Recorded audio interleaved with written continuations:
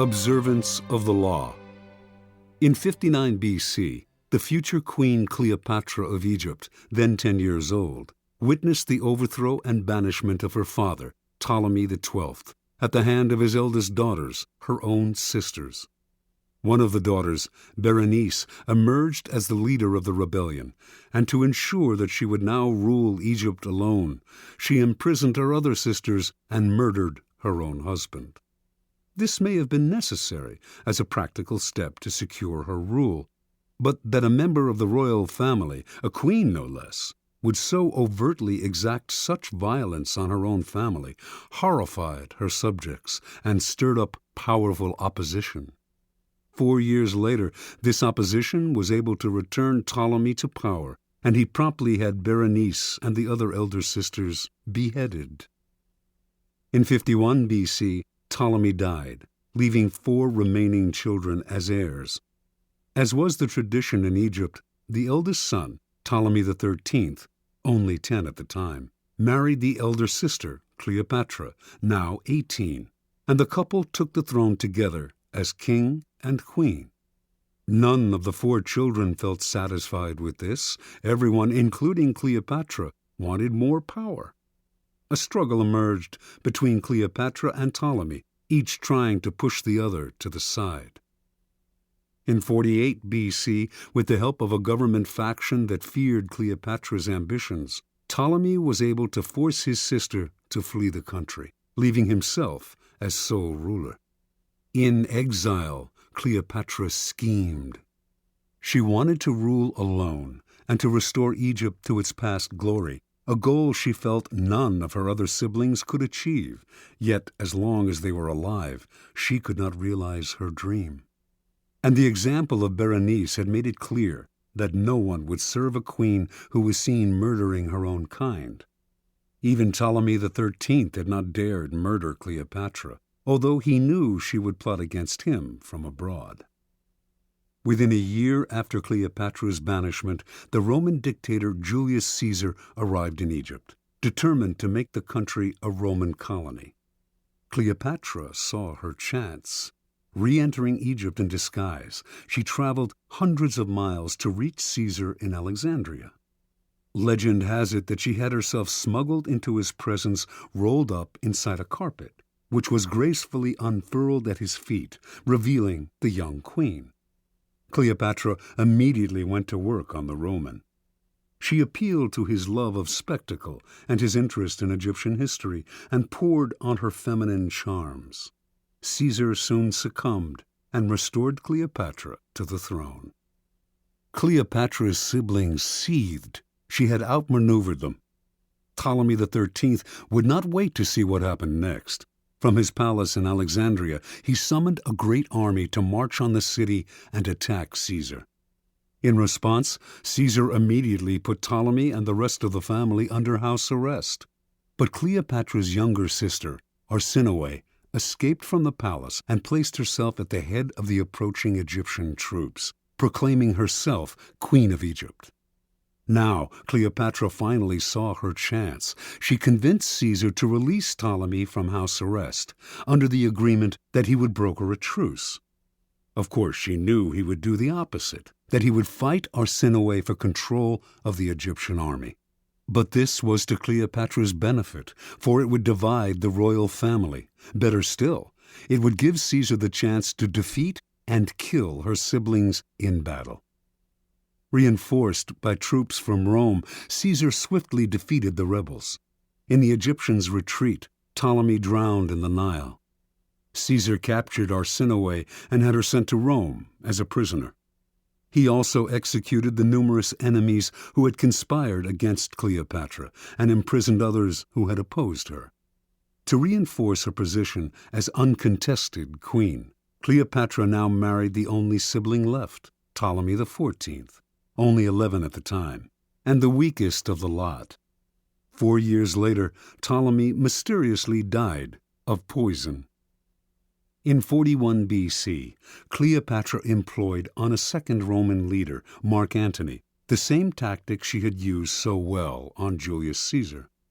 After seducing him, She hinted to him that her sister Arsinoe, still a prisoner in Rome, had conspired to destroy him.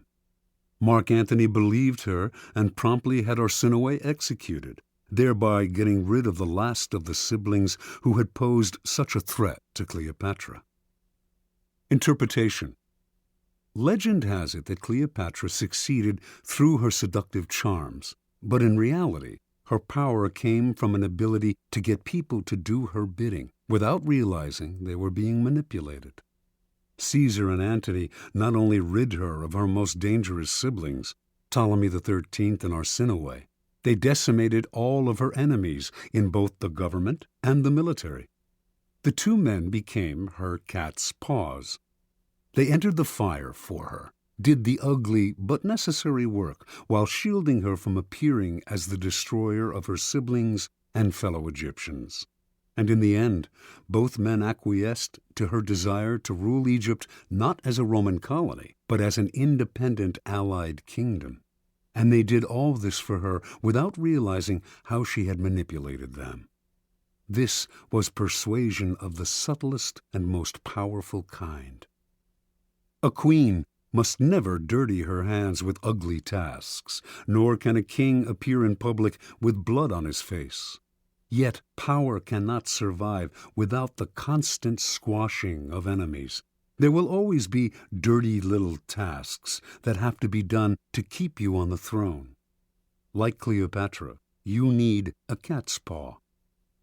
This will usually be a person from outside your immediate circle, who will therefore be unlikely to realize how he or she is being used. You will find these dupes everywhere, people who enjoy doing you favors, especially if you throw them a minimal bone or two in exchange. But as they accomplish tasks that may seem to them innocent enough, or at least completely justified, they are actually clearing the field for you, spreading the information you feed them, undermining people they do not realize are your rivals, inadvertently furthering your cause, dirtying their hands while yours remain spotless. Keys to power. As a leader, you may imagine that constant diligence and the appearance of working harder than anyone else signify power. Actually, though, they have the opposite effect. They imply weakness. Why are you working so hard? Perhaps you are incompetent and have to put in extra effort just to keep up. Perhaps you are one of those people who does not know how to delegate and has to meddle in everything. The truly powerful, on the other hand, seem never to be in a hurry or overburdened. While others work their fingers to the bone, they take their leisure. They know how to find the right people to put in the effort while they save their energy and keep their hands out of the fire. Similarly, you may believe that by taking on the dirty work yourself, involving yourself directly in unpleasant actions, you impose your power and instill fear. In fact, you make yourself look ugly and abusive of your high position. Truly powerful people keep their hands clean. Only good things surround them, and the only announcements they make are of glorious achievements. You will often find it necessary, of course, to expend energy or to effect an evil but necessary action. But you must never appear to be this action's agent. Find a cat's paw. Develop the arts of finding, using, and, in time, getting rid of these people when their cat's paw role has been fulfilled. The easiest and most effective way to use a cat's paw is often to plant information with him that he will then spread to your primary target. False or planted information is a powerful tool, especially if spread by a dupe whom no one suspects. You will find it very easy to play innocent and disguise yourself as the source. Law 27. Play on people's need to believe to create a cult-like following. Judgment. People have an overwhelming desire to believe in something. Become the focal point of such desire by offering them a cause, a new faith to follow. Keep your words vague but full of promise. Emphasize enthusiasm over rationality and clear thinking. Give your new disciples rituals to perform. Ask them to make sacrifices on your behalf. In the absence of organized religion and grand causes, your new belief system will bring you untold power. The Science of Charlatanism, or How to Create a Cult in 5 Easy Steps. In searching, as you must, for the methods that will gain you the most power for the least effort, you will find the creation of a cult-like following one of the most effective. Having a large following opens up all sorts of possibilities for deception. Not only will your followers worship you, they will defend you from your enemies and will voluntarily take on the work of enticing others to join your fledgling cult. This kind of power will lift you to another realm. You will no longer have to struggle or use subterfuge to enforce your will.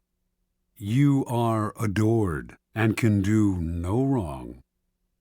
You might think it's a gargantuan task to create such a following, but in fact it is fairly simple. As humans, we have a desperate need to believe in something, anything. This makes us eminently gullible. We simply cannot endure long periods of doubt or of the emptiness that comes from a lack of something to believe in. Dangle in front of us some new cause, elixir, get-rich-quick scheme, or the latest technological trend or art movement, and we leap from the water as one to take the bait. Look at history, the chronicles of the new trends and cults that have made a mass following for themselves could fill a library. After a few centuries, a few decades, a few years, a few months, they generally look ridiculous. But at the time, they seemed so attractive, so transcendental, so divine.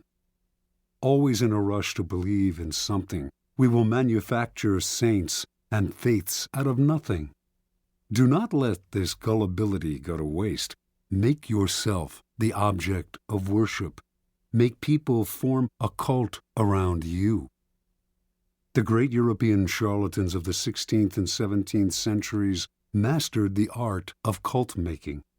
They lived, as we do now, in a time of transformation. Organized religion was on the wane, science on the rise. People were desperate to rally around a new cause or faith. The charlatans had begun by peddling health elixirs and alchemic shortcuts to wealth. Moving quickly from town to town, they originally focused on small groups, until, by accident, they stumbled on a truth of human nature. The larger the group they gathered around themselves, the easier it was to deceive. The charlatan would station himself on a high wooden platform, hence the term mountebank, and crowds would swarm around him. In a group setting, people were more emotional, less able to reason.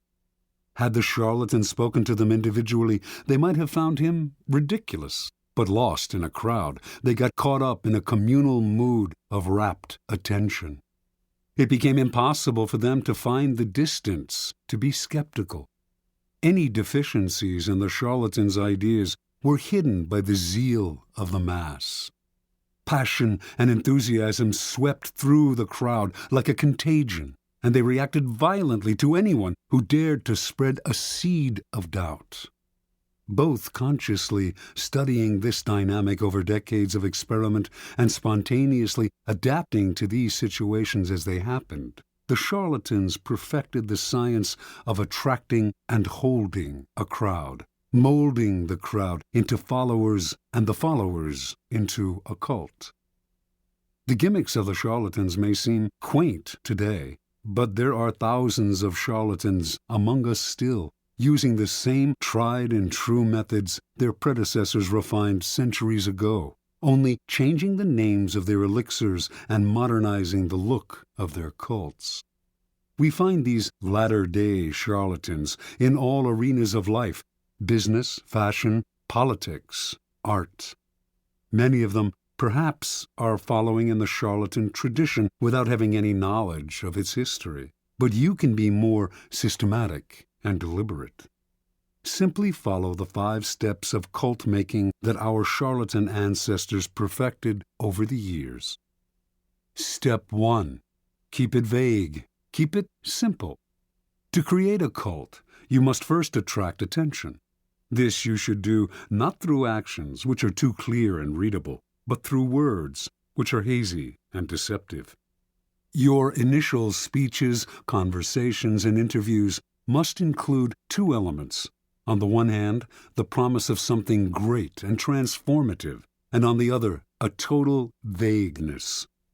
This combination will stimulate all kinds of hazy dreams in your listeners, who will make their own connections and see what they want to see. As a corollary to its vagueness, your appeal should also be simple.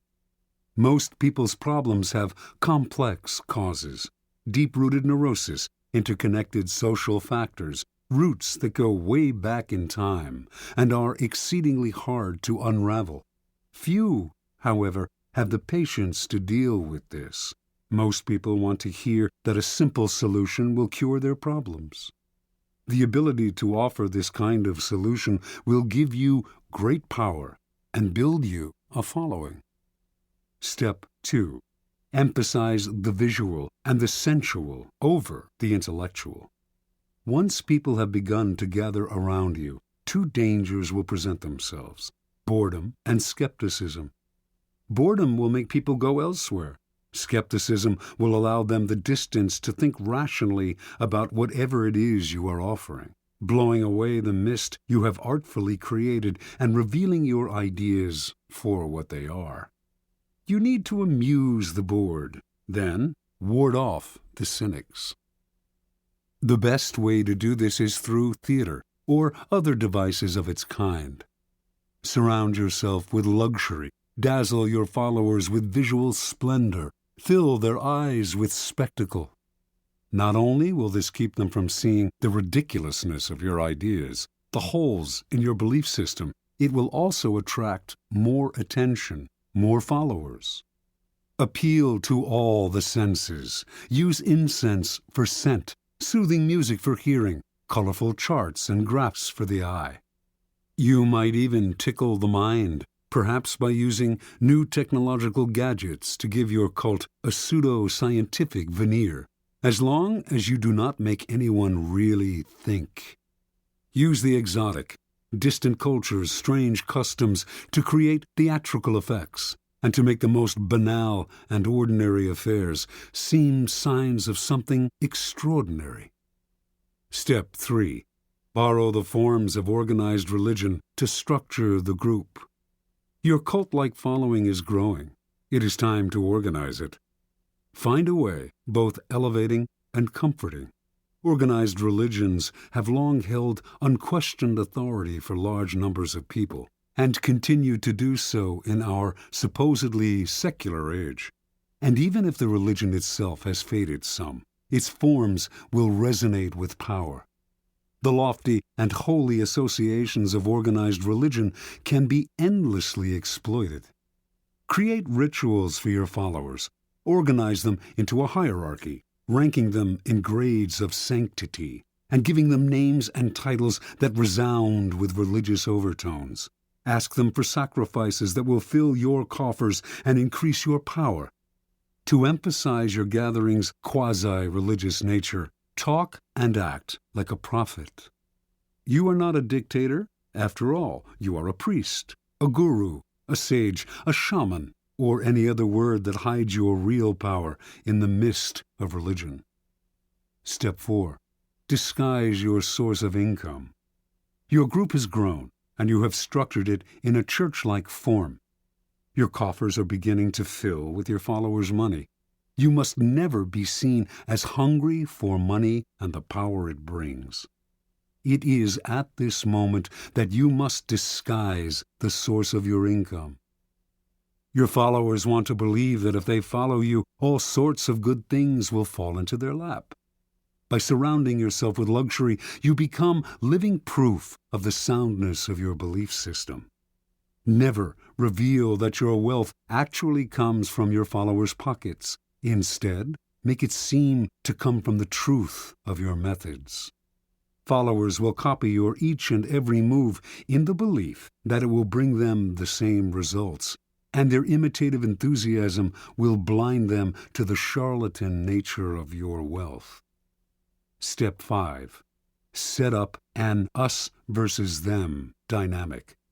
The group is now large and thriving, a magnet attracting more and more particles. If you are not careful, though, inertia will set in and time and boredom will demagnetize the group. To keep your followers united, you must now do what all religions and belief systems have done: create an us versus them dynamic. First, make sure your followers believe they are part of an exclusive club, unified by a bond of common goals. Then, to strengthen this bond, manufacture the notion of a devious enemy out to ruin you. There is a force of non-believers that will do anything to stop you. Any outsider who tries to reveal the charlatan nature of your belief system can now be described as a member of this devious force. If you have no enemies, invent one. Given a straw man to react against, your followers will tighten and cohere. They have your cause to believe in, and infidels to destroy. Observance of the law. In the year 1653, a 27-year-old Milan man named Francesco Giuseppe Bori claimed to have had a vision. He went around town telling one and all that the Archangel Michael had appeared to him and announced that he had been chosen to be the Capitano Generale of the army of the new Pope, an army that would seize and revitalize the world. The Archangel had further revealed that Bori now had the power to see people's souls, and that he would soon discover the Philosopher's Stone, a long sought-after substance that could change base metals into gold. Friends and acquaintances who heard Bori explain the vision and who witnessed the change that had come over him were impressed, for Bori had previously devoted himself to a life of wine, women, and gambling.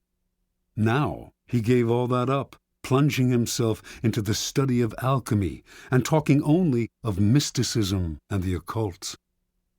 The transformation was so sudden and miraculous, and Bori's words were so filled with enthusiasm, that he began to create a following. Unfortunately, the Italian Inquisition began to notice him as well.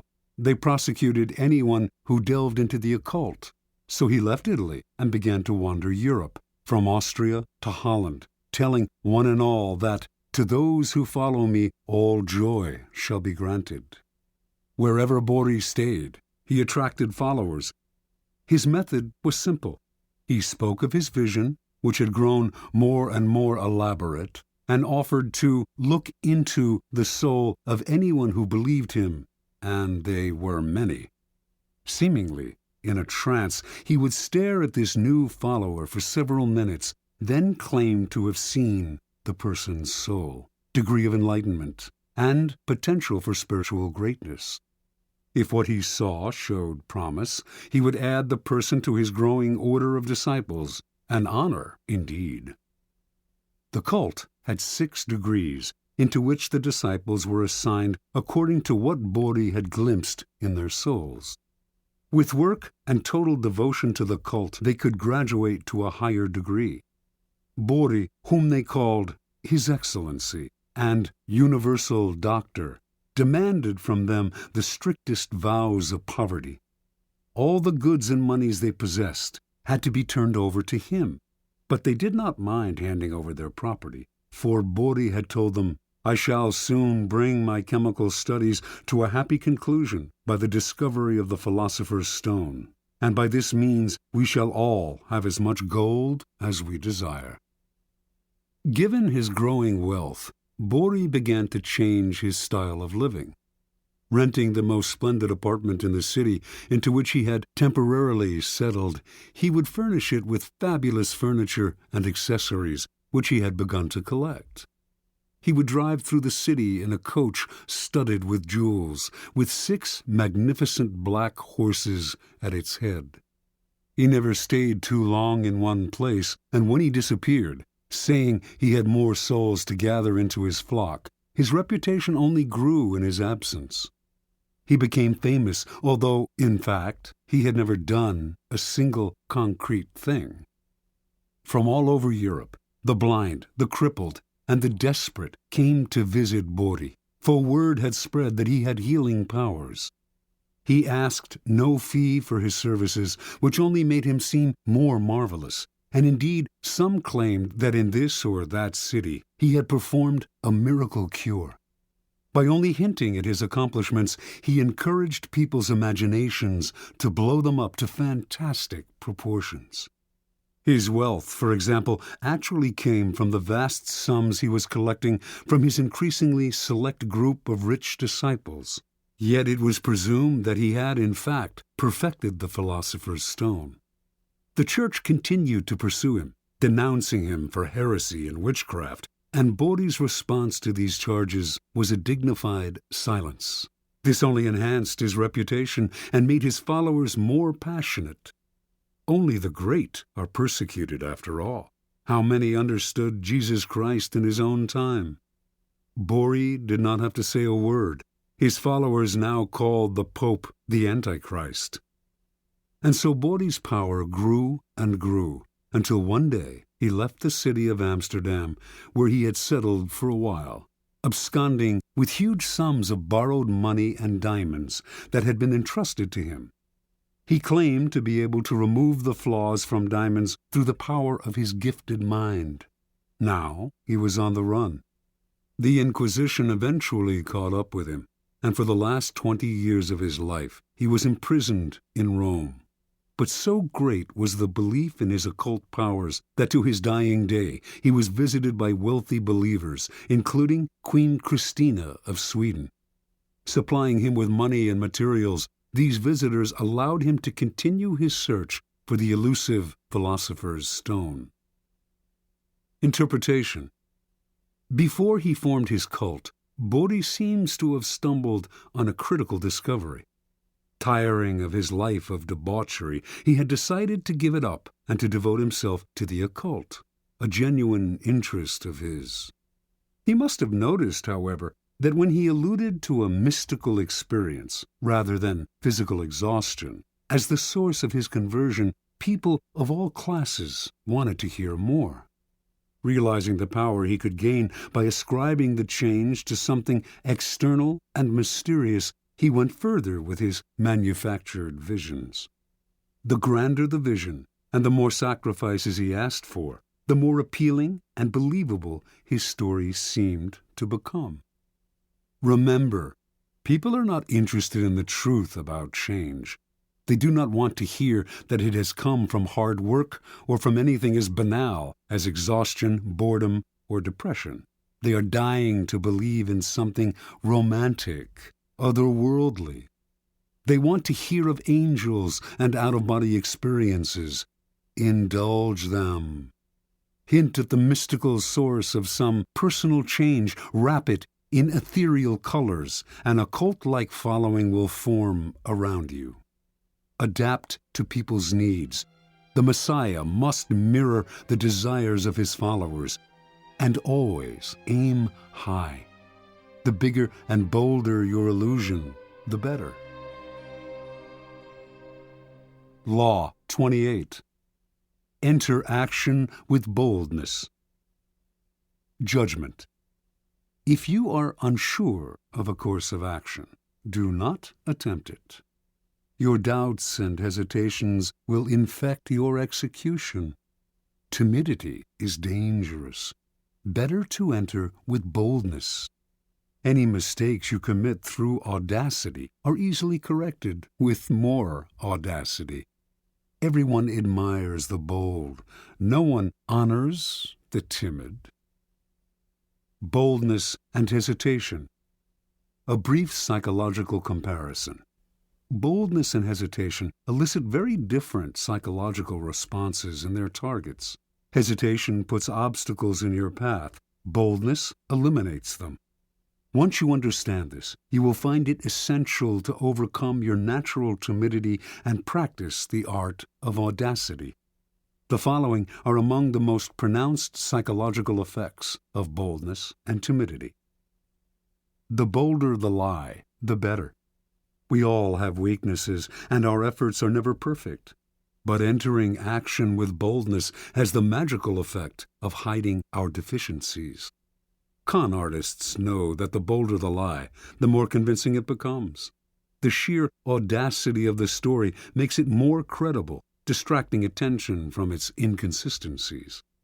When putting together a con or entering any kind of negotiation, go further than you planned. Ask for the moon, and you will be surprised how often you get it. Lions circle the hesitant prey. People have a sixth sense for the weaknesses of others. If, in a first encounter, you demonstrate your willingness to compromise, back down, and retreat, you bring out the lion even in people who are not necessarily bloodthirsty. Everything depends on perception, and once you are seen as the kind of person who quickly goes on the defensive, who is willing to negotiate and be amenable, you will be pushed around without mercy. Boldness strikes fear. Fear creates authority. The bold move makes you seem larger and more powerful than you are. If it comes suddenly, with the stealth and swiftness of a snake, it inspires that much more fear. By intimidating with a bold move, you establish a precedent. In every subsequent encounter, people will be on the defensive, in terror of your next strike. Going halfway with half a heart digs the deeper grave. If you enter an action with less than total confidence, you set up obstacles in your own path. When a problem arises, you will grow confused, seeing options where there are none, and inadvertently creating more problems still. Retreating from the hunter, the timid hare scurries more easily into his snares. Hesitation creates gaps. Boldness obliterates them. When you take time to think, to hem and haw, you create a gap that allows others time to think as well. Your timidity infects people with awkward energy, elicits embarrassment. Doubt springs up on all sides. Boldness destroys such gaps. The swiftness of the move and the energy of the action leave others no space to doubt and worry. In seduction, hesitation is fatal. It makes your victim conscious of your intentions. The bold move crowns seduction with triumph. It leaves no time for reflection. Audacity separates you from the herd. Boldness gives you presence and makes you seem larger than life. The timid fade into the wallpaper. The bold draw attention, and what draws attention draws power. We cannot keep our eyes off the audacious. We cannot wait to see their next bold move. Observance of the law. In 1514, the 22-year-old Pietro Aretino was working as a lowly assistant scullion to a wealthy Roman family. He had ambitions of greatness as a writer, to inflame the world with his name, but how could a mere lackey hope to realize such dreams? That year, Pope Leo X received from the King of Portugal an embassy that included many gifts, most prominent among them a great elephant, the first in Rome since imperial times. The pontiff adored this elephant and showered it with attention and gifts. But despite his love and care, the elephant, which was called Anno, became deathly ill.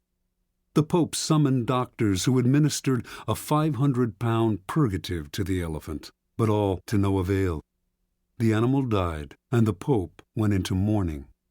To console himself, he summoned the great painter Raphael and ordered him to create a life-sized painting of Anno above the animal's tomb, bearing the inscription, "What nature took away, Raphael has with his art restored." Over the next few days, a pamphlet circulated throughout Rome that caused great merriment and laughter. Entitled The Last Will and Testament of the Elephant Anno, it read in part, "To my heir, the Cardinal Santa Croce, I give my knees, so that he can imitate my genuflections. To my heir, Cardinal Santi Quattro, I give my jaws, so that he can more readily devour all of Christ's revenues. To my heir, Cardinal Medici, I give my ears, so that he can hear everyone's doings. To Cardinal Grassi, who had a reputation for lechery, the elephant bequeathed the appropriate, oversized part of his own anatomy." On and on the anonymous pamphlet went, sparing none of the great in Rome, not even the Pope. With each one it took aim at their best-known weakness. The pamphlet ended with verse, "See to it that Aretino is your friend, for he is a bad enemy to have. His words alone could ruin the High Pope, so God guard everyone from his tongue." Interpretation. With one short pamphlet, Aretino, son of a poor shoemaker and a servant himself, hurled himself to fame. Everyone in Rome rushed to find out who this daring young man was. Even the Pope, amused by his audacity, sought him out and ended up giving him a job in the papal service. Over the years, he came to be known as the Scourge of Princes, and his biting tongue earned him the respect and fear of the great, from the King of France to the Habsburg Emperor. The Aretino strategy is simple. When you are as small and obscure as David was, you must find a Goliath to attack. The larger the target, the more attention you gain. The bolder the attack, the more you stand out from the crowd, and the more admiration you earn. Society is full of those who think daring thoughts, but lack the guts to print and publicize them. Voice what the public feels. The expression of shared feelings is always powerful. Search out the most prominent target possible and sling your boldest shot. The world will enjoy the spectacle and will honor the underdog. You, that is, with glory and power. Keys to power. Most of us are timid. We want to avoid tension and conflict, and we want to be liked by all. We may contemplate a bold action, but we rarely bring it to life. We are terrified of the consequences, of what others might think of us, of the hostility we will stir up if we dare go beyond our usual place. Although we may disguise our timidity as a concern for others, a desire not to hurt or offend them, in fact, it is the opposite. We are really self-absorbed, worried about ourselves and how others perceive us. Boldness, on the other hand, is outer-directed and often makes people feel more at ease, since it is less self-conscious and less repressed. Few are born bold.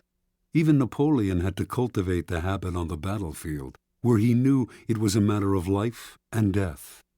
In social settings, he was awkward and timid, but he overcame this and practiced boldness in every part of his life because he saw its tremendous power, how it could literally enlarge a man, even one who, like Napoleon, was in fact conspicuously small.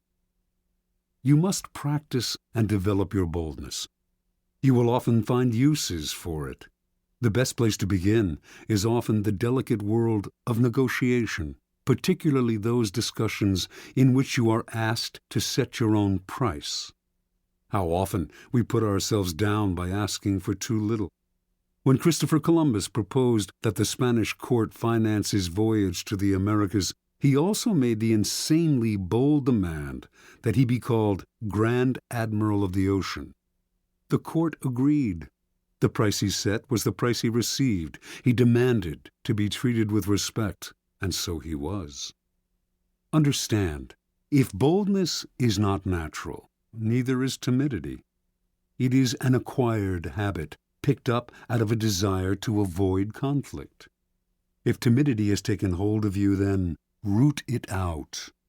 Your fears of the consequences of a bold action are way out of proportion to reality. And in fact, the consequences of timidity are worse. Your value is lowered, and you create a self-fulfilling cycle of doubt and disaster. Remember, the problems created by an audacious move can be disguised, even remedied, by more and greater audacity. Law 29. Plan all the way to the end. Judgment. The ending is everything. Plan all the way to it, taking into account all the possible consequences, obstacles, and twists of fortune that might reverse your hard work and give the glory to others. By planning to the end, you will not be overwhelmed by circumstances, and you will know when to stop. Gently guide fortune and help determine the future by thinking far ahead. Transgression of the law. In 1510, a ship set out from the island of Hispaniola, now Haiti and the Dominican Republic, for Venezuela, where it was to rescue a besieged Spanish colony. Several miles out of port, a stowaway climbed out of a provision chest. Vasco Núñez de Balboa, a noble Spaniard who had come to the New World in search of gold, but had fallen into debt and had escaped his creditors by hiding in the chest. Balboa had been obsessed with gold ever since Columbus had returned to Spain from his voyages with tales of a fabulous but as yet undiscovered kingdom called El Dorado. Balboa was one of the first adventurers to come in search of Columbus's land of gold, and he had decided from the beginning that he would be the one to find it, through sheer audacity and single-mindedness. Now that he was free of his creditors, nothing would stop him. Unfortunately, the ship's owner, a wealthy jurist named Francisco Fernandez de Encisco, was furious when told of the stowaway, and he ordered that Balboa be left on the first island they came across. Before they found any island, however, Encisco received news that the colony he was to rescue had been abandoned. This was Balboa's chance. He told the sailors of his previous voyages to Panama and of the rumors he had heard of gold in the area. The excited sailors convinced Encisco to spare Balboa's life and to establish a colony in Panama. Weeks later, they named their new settlement Darien. Darien's first governor was Encisco, but Balboa was not a man to let others steal the initiative. He campaigned against Encisco among the sailors, who eventually made it clear that they preferred him as governor. Encisco fled to Spain, fearing for his life. Months later, when a representative of the Spanish crown arrived to establish himself as the new official governor of Darien, he was turned away. On his return voyage to Spain, this man drowned. The drowning was accidental, but under Spanish law, Balboa had murdered the governor and usurped his position. Balboa's bravado had got him out of scrapes before, but now his hopes of wealth and glory seemed doomed. To lay claim to El Dorado, should he discover it, he would need the approval of the Spanish king, which, as an outlaw, he would never receive. There was only one solution. Panamanian Indians had told Balboa of a vast ocean on the other side of the Central American Isthmus, and had said that by traveling south upon this western coast, he would reach a fabulous land of gold, called by a name that to his ears sounded like Biru. Balboa decided he would cross the treacherous jungles of Panama and become the first European to bathe his feet in this new ocean. From there, he would march on El Dorado. If he did this on Spain's behalf, he would obtain the eternal gratitude of the king and would secure his own reprieve. Only he had to act before Spanish authorities came to arrest him. In 1513, then, Balboa set out with 190 soldiers. Halfway across the isthmus, some 90 miles wide at that point, only 60 soldiers remained, many having succumbed to the harsh conditions, the blood-sucking insects, the torrential rainfall, fever. Finally, From a mountaintop, Balboa became the first European to lay eyes on the Pacific Ocean. Days later he marched in his armor into its waters, bearing the banner of Castile and claiming all its seas, lands, and islands in the name of the Spanish throne. Indians from the area greeted Balboa with gold, jewels, and precious pearls, the like of which he had never seen. When he asked where these had come from, the Indians pointed south to the land of the Incas. But Balboa had only a few soldiers left. For the moment, he decided he should return to Darien, send the jewels and gold to Spain as a token of goodwill, and ask for a large army to aid him in the conquest of El Dorado. When news reached Spain of Balboa's bold crossing of the isthmus, his discovery of the Western Ocean, and his planned conquest of El Dorado, the former criminal became a hero. He was instantly proclaimed governor of the new land. But before the king and queen received word of his discovery, they had already sent a dozen ships under the command of a man named Pedro Arias Davila, Pedrerius, with orders to arrest Balboa for murder and to take command of the colony. By the time Pedrerius arrived in Panama, he had learned that Balboa had been pardoned and that he was to share the governorship with the former outlaw. All the same, Balboa felt uneasy. Gold was his dream, El Dorado his only desire. In pursuit of this goal, he had nearly died many times over, and to share the wealth and glory with a newcomer would be intolerable. He also soon discovered that Pedrerius was a jealous, bitter man, and equally unhappy with the situation. Once again, the only solution for Balboa was to seize the initiative by proposing to cross the jungle with a larger army, carrying shipbuilding materials and tools. Once on the Pacific coast, he would create an armada with which to conquer the Incas. Surprisingly enough, Pedrerius agreed to the plan, perhaps sensing it would never work. Hundreds died in this second march through the jungle, and the timber they carried rotted in the torrential rains. Balboa, as usual, was undaunted. No power in the world could thwart his plan, and on arriving at the Pacific, he began to cut down trees for new lumber. But the men remaining to him were too few and too weak to mount an invasion, and once again Balboa had to return to Darien. Pedrerius had, in any case, invited Balboa back to discuss a new plan, and on the outskirts of the settlement, the explorer was met by Francisco Pizarro, an old friend who had accompanied him on his first crossing of the isthmus. But this was a trap. Leading 100 soldiers, Pizarro surrounded his former friend, arrested him, and returned him to Pedrerius, who tried him on charges of rebellion. A few days later, Balboa's head fell into a basket, along with those of his most trusted followers. Years later, Pizarro himself reached Peru, and Balboa's deeds were forgotten. Interpretation. Most men are ruled by the heart, not the head. Their plans are vague, and when they meet obstacles, they improvise. But improvisation will only bring you as far as the next crisis and is never a substitute for thinking several steps ahead and planning to the end. Balboa had a dream of glory and wealth and a vague plan to reach it.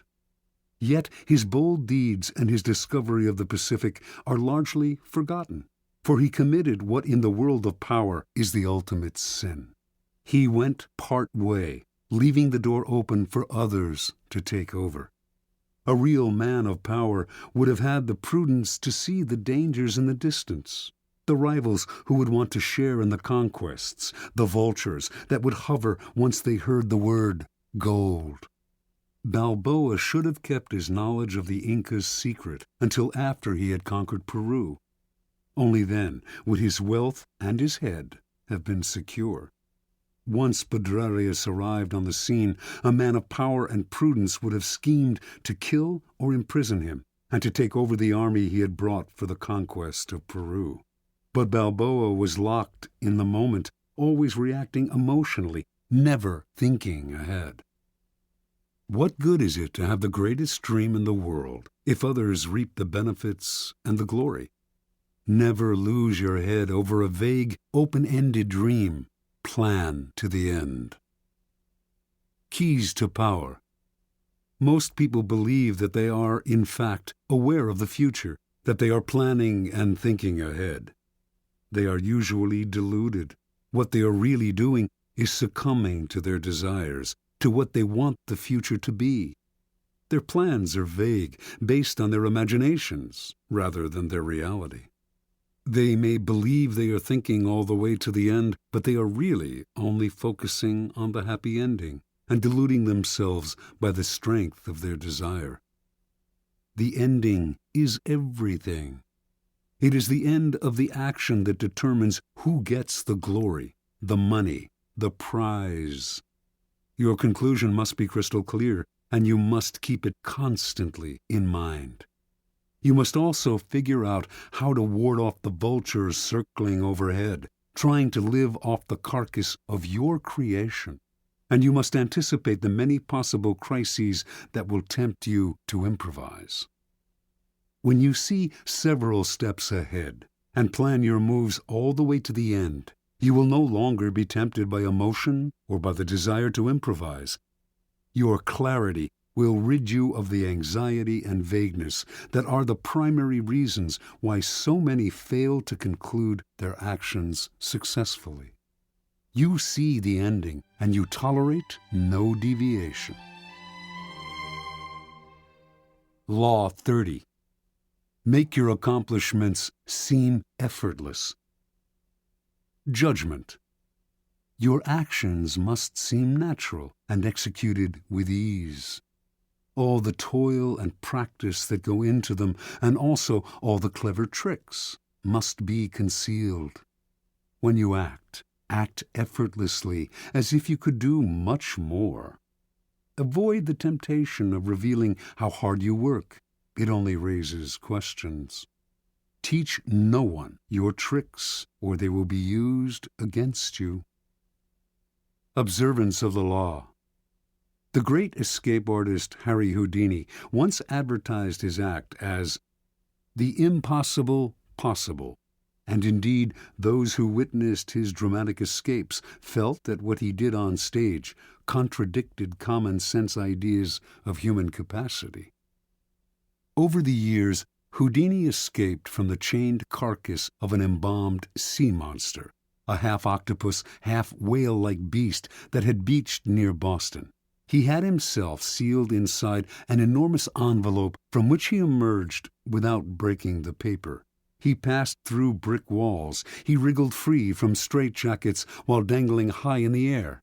He leaped from bridges into icy waters, his hands manacled and his legs in chains. He had himself submerged in glass cases full of water, hands padlocked, while the audience watched in amazement as he worked himself free, struggling for close to an hour, apparently without breathing.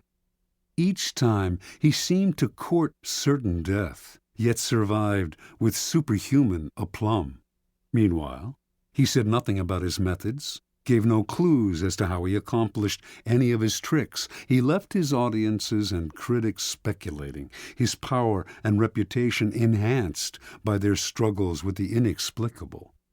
Perhaps the most baffling trick of all was making a 10,000-pound elephant disappear before an audience's eyes, a feat he repeated on stage for over 19 weeks.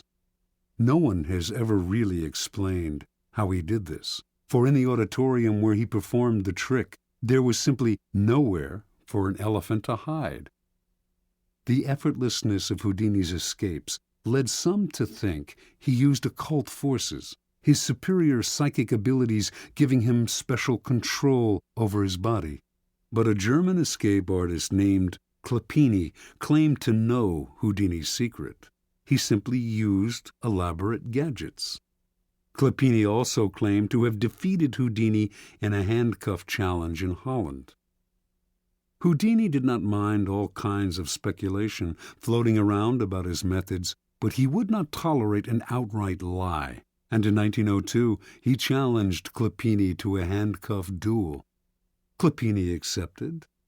Through a spy, he found out the secret word to unlock a pair of French combination lock cuffs that Houdini liked to use.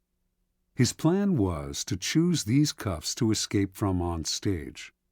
This would definitely debunk Houdini. His genius simply lay in his use of mechanical gadgets. On the night of the challenge, just as Clopini had planned, Houdini offered him a choice of cuffs, and he selected the ones with the combination lock. He was even able to disappear with them behind a screen to make a quick test, and re-emerged seconds later, confident of victory. Acting as if he had sensed fraud, Houdini refused to lock Clopini in the cuffs. The two men argued and began to fight, even wrestling with each other on stage. After a few minutes of this, an apparently angry, frustrated Houdini gave up and locked Clopini in the cuffs. For the next few minutes, Clopini strained to get free. Something was wrong. Minutes earlier, he had opened the cuffs behind the screen. Now, the same code no longer worked.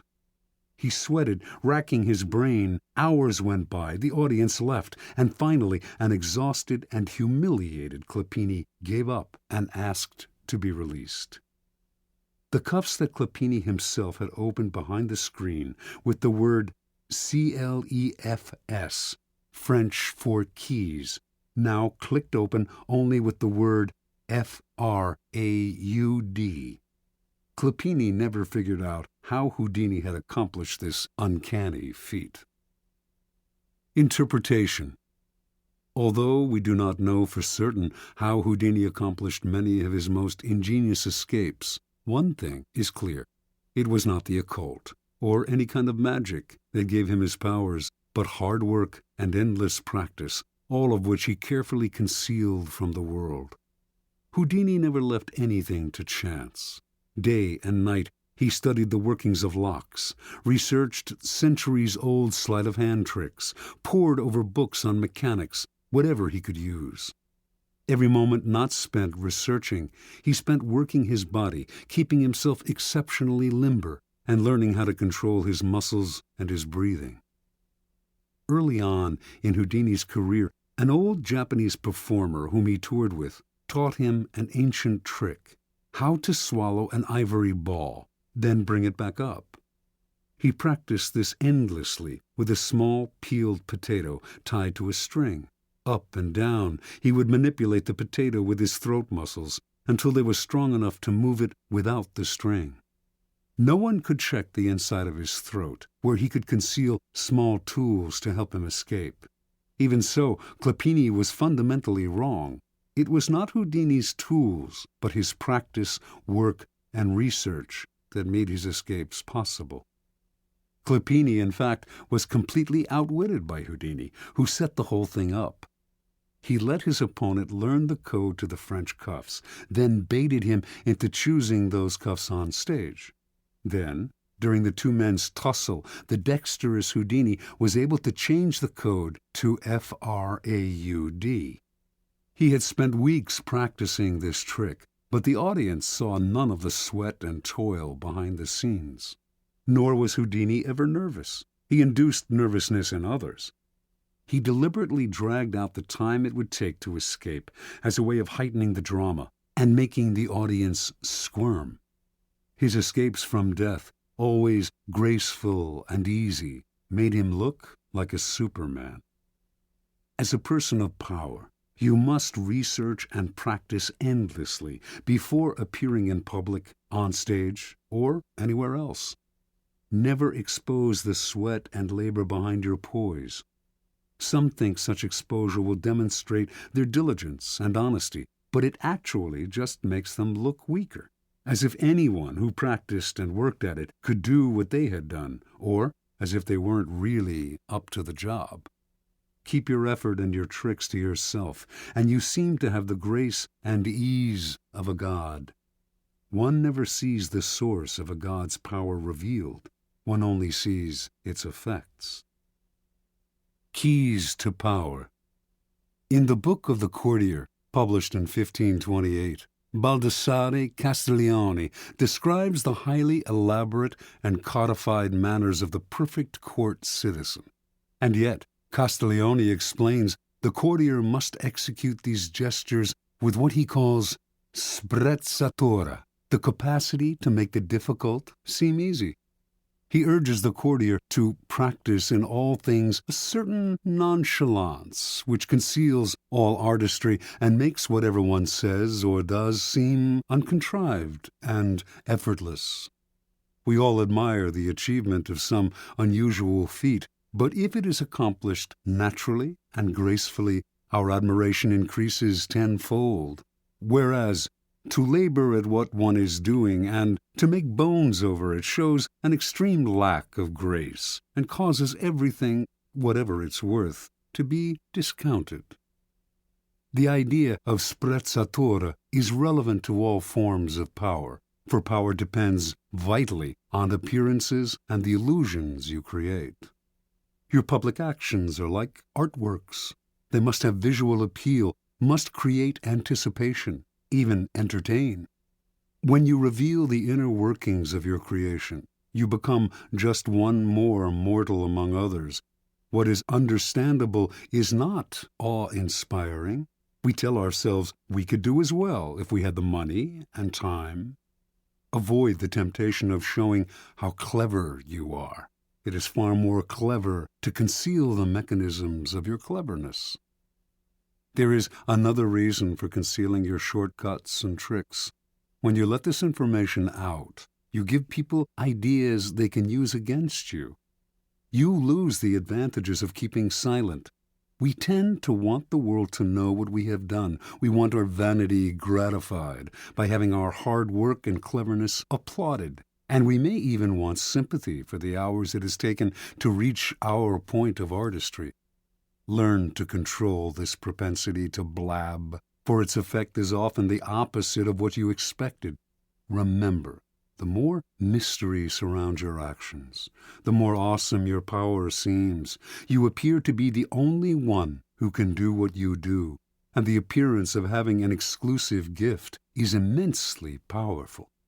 Finally, because you achieve your accomplishments with grace and ease, people believe that you could always do more if you tried harder. This elicits not only admiration, but a touch of fear. Your powers are untapped. No one can fathom their limits. Law 31. Control the options. Get others to play with the cards you deal. Judgment. The best deceptions are the ones that seem to give the other person a choice. Your victims feel they are in control, but are actually your puppets. Give people options that come out in your favor, whichever one they choose. Force them to make choices between the lesser of two evils, both of which serve your purpose. Put them on the horns of a dilemma. They are gored wherever they turn. Observance of the law. From early in his reign, Ivan IV, later known as Ivan the Terrible, had to confront an unpleasant reality. The country desperately needed reform, but he lacked the power to push it through. The greatest limit to his authority came from the boyars, the Russian princely class that dominated the country and terrorized the peasantry.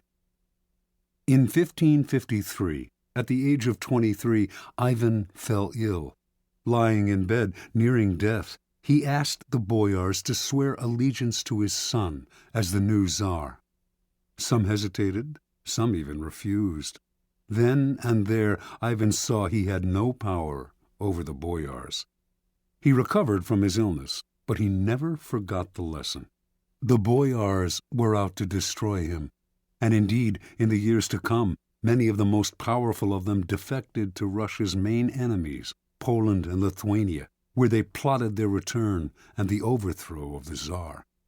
Even one of Ivan's closest friends, Prince Andrei Kurbsky, suddenly turned against him, defecting to Lithuania in 1564 and becoming the strongest of Ivan's enemies. When Kurbsky began raising troops for an invasion, The royal dynasty seemed suddenly more precarious than ever. With emigre nobles fomenting invasion from the west, Tartars bearing down from the east, and the boyars stirring up trouble within the country, Russia's vast size made it a nightmare to defend.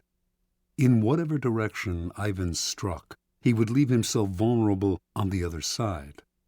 Only if he had absolute power could he deal with this many-headed hydra, and he had no such power. Ivan brooded until the morning of December 3rd, 1564, when the citizens of Moscow awoke to a strange sight. Hundreds of sleds filled the square before the Kremlin, loaded with the Tsar's treasures and with provisions for the entire court. They watched in disbelief as the Tsar and his court boarded the sleds and left town. Without explaining why, he established himself in a village south of Moscow. For an entire month, a kind of terror gripped the capital, for the Muscovites feared that Ivan had abandoned them to the bloodthirsty boyars. Shops closed up, and riotous mobs gathered daily. Finally, on January 3rd of 1565, a letter arrived from the Tsar explaining that he could no longer bear the boyars' betrayals and had decided to abdicate once and for all. Read aloud in public, the letter had a startling effect. Merchants and commoners blamed the boyars for Ivan's decision and took to the streets, terrifying the nobility with their fury. Soon a group of delegates representing the church, the princes, and the people made the journey to Ivan's village and begged the Tsar, in the name of the Holy Land of Russia, to return to the throne. Ivan listened, but would not change his mind. After days of hearing their pleas, however, he offered his subjects a choice. Either they grant him absolute powers to govern as he pleased, with no interference from the boyars, or they find a new leader. Faced with a choice between civil war and the acceptance of despotic power, almost every sector of Russian society opted for a strong Tsar, calling for Ivan's return to Moscow and the restoration of law and order. In February, with much celebration, Ivan returned to Moscow. The Russians could no longer complain if he behaved dictatorially. They had given him this power themselves. Interpretation. Withdrawal and disappearance are classic ways of controlling the options. You give people a sense of how things will fall apart without you, and you offer them a choice. I stay away, and you suffer the consequences, or I return under circumstances that I dictate. In this method of controlling people's options, they choose the option that gives you power because the alternative is just too unpleasant. You force their hand, but indirectly. They seem to have a choice. Whenever people feel they have a choice, they walk into your trap that much more easily. Keys to power. Words like freedom, options, and choice evoke a power of possibility far beyond the reality of the benefits they entail. When examined closely, the choices we have in the marketplace, in elections, in our jobs, tend to have noticeable limitations. They are often a matter of a choice simply between A and B, with the rest of the alphabet out of the picture. Yet, as long as the faintest mirage of choice flickers on, we rarely focus on the missing options. We choose to believe that the game is fair and that we have our freedom. We prefer not to think too much about the depth of our liberty to choose. This supplies the clever and cunning with enormous opportunities for deception. For people who are choosing between alternatives find it hard to believe they are being manipulated or deceived. They cannot see that you are allowing them a small amount of free will in exchange for a much more powerful imposition of your own will. Setting up a narrow range of choices, then, should always be a part of your deceptions. There is a saying, if you can get the bird to walk into the cage on its own, it will sing that much more prettily. The following are among the most common forms of controlling the options. Color the choices. This was a favored technique of Henry Kissinger.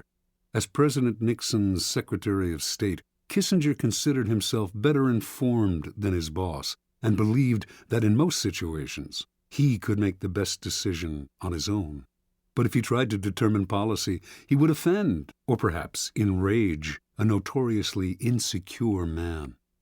So Kissinger would propose 3 or 4 choices of action for each situation, and would present them in such a way that the one he preferred always seemed the best solution compared to the others. Time after time, Nixon fell for the bait, never suspecting that he was moving where Kissinger pushed him. This is an excellent device to use on the insecure master. Force the resistor. This is a good technique to use on children and other willful people who enjoy doing the opposite of what you ask them to. Push them to choose what you want them to do by appearing to advocate the opposite. Alter the playing field. In the 1860s, John D. Rockefeller set out to create an oil monopoly. If he tried to buy up the smaller oil companies, they would figure out what he was doing and fight back. Instead, he began secretly buying up the railway companies that transported the oil. When he then attempted to take over a particular company and met with resistance, he reminded them of their dependence on the rails. Refusing them shipping or simply raising their fees could ruin their business. Rockefeller altered the playing field so that the only options the small oil producers had were the ones he gave them. In this tactic, your opponents know their hand is being forced, but it doesn't matter. The technique is effective against those who resist at all costs. The shrinking options. The late 19th century art dealer Ambrose Vollard perfected this technique. Customers would come to Vollard's shop to see some Cézannes. He would show 3 paintings, neglect to mention a price, and pretend to doze off. The visitors would have to leave without deciding. They would usually come back the next day to see the paintings again, but this time Vollard would pull out less interesting works, pretending he thought they were the same ones. The baffled customers would look at the new offerings, leave to think them over, and return yet again. Once again, the same thing would happen. Vollard would show paintings of lesser quality still. Finally, the buyers would realize they had better grab what he was showing them because tomorrow they would have to settle for something worse, perhaps at even higher prices. A variation on this technique is to raise the price every time the buyer hesitates and another day goes by.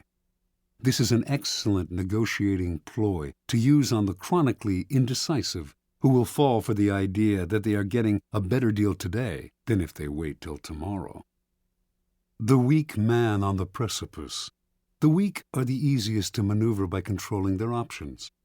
Cardinal de Retz, the great 17th century provocateur, served as an unofficial assistant to the Duke of Orleans, who was notoriously indecisive. It was a constant struggle to convince the Duke to take action. He would hem and haw, weigh the options, and wait until the last moment, giving everyone around him an ulcer. But Retz discovered a way to handle him.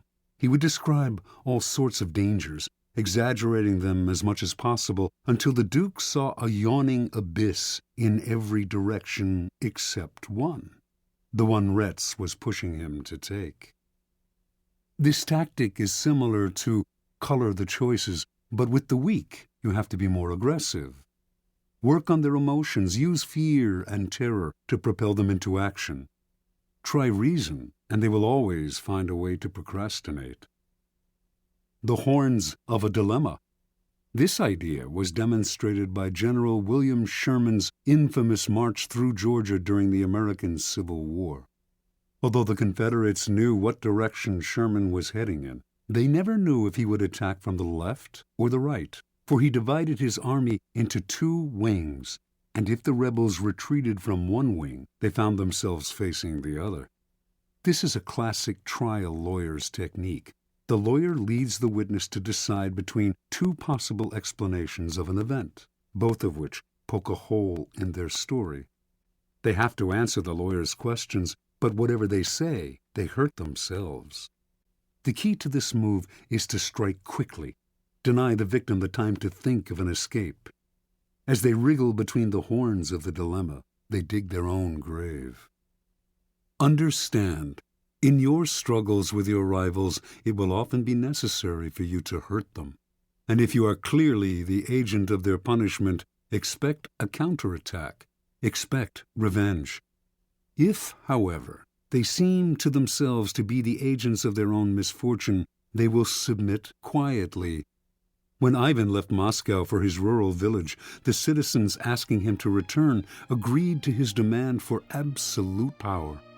Over the years to come, they resented him less for the terror he unleashed on the country, because, after all, they had granted him his power themselves. This is why it is always good to allow your victims their choice of poison and to cloak your involvement in providing it to them as far as possible.